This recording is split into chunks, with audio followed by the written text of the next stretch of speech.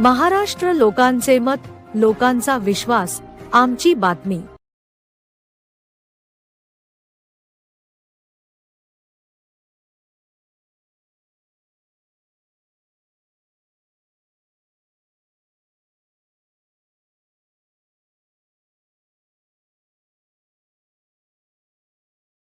उमेदवारी अर्ज दाखल केलेला आहे।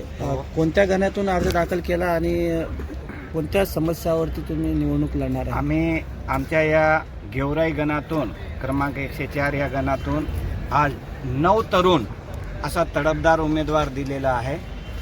जनतेच्या बऱ्याचशा समस्या असून आम्ही या जनतेच्या 5 वर्ष समस्या सोडवण्यासाठी सतत प्रयत्न करणार आहोत।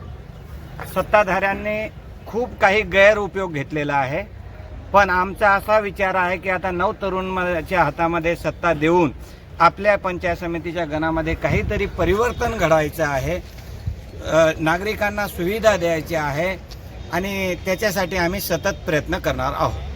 तुम्ही कोणत्या पक्षाकडून उमेदवारी अर्ज केला आणि तुमचं जे पुढचे जे जाहीरनामा असणार आहे ते कशा संदर्भामध्ये तुम्ही निवडणूक लढणार? आम्ही कुठल्याही पक्षाकडे मागणी केली नाही। प्रत्येक सत्ताधाऱ्यांचे तेच गरहाणे आहे। ते गरहाणे या गणातून लोक ऐकून एकदम कंटाळल्यामुळे आम्ही अपक्ष असा उमेदवार दिलेला आहे आणि आमची अशी इच्छा आहे की आम्हाला या गणामध्ये सेवा करण्याची संधी देण्यात यावी।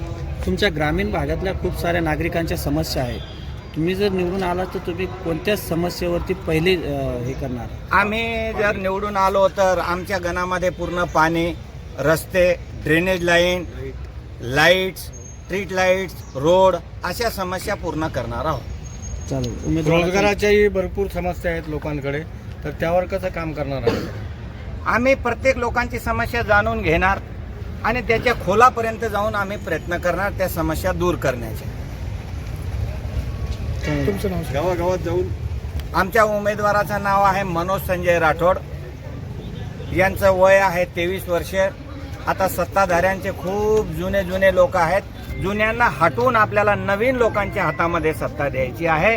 त्याच्यासाठी आम्ही अपक्ष असा पक्ष निवडलेला आहे। हे जसे की आपले नवयुवक तरुण उमेदवार आहेत, नवयुवक हा एक व्यसनाच्या अधीन झालेला आहे, ग्रामीण भागात म्हणा का शहरी भागात म्हणा, याबद्दल तुम्ही काय करणार? आम्ही व्यसनमुक्त करण्याचा आम्ही सतत प्रयत्न करणार आहोत। चालेल।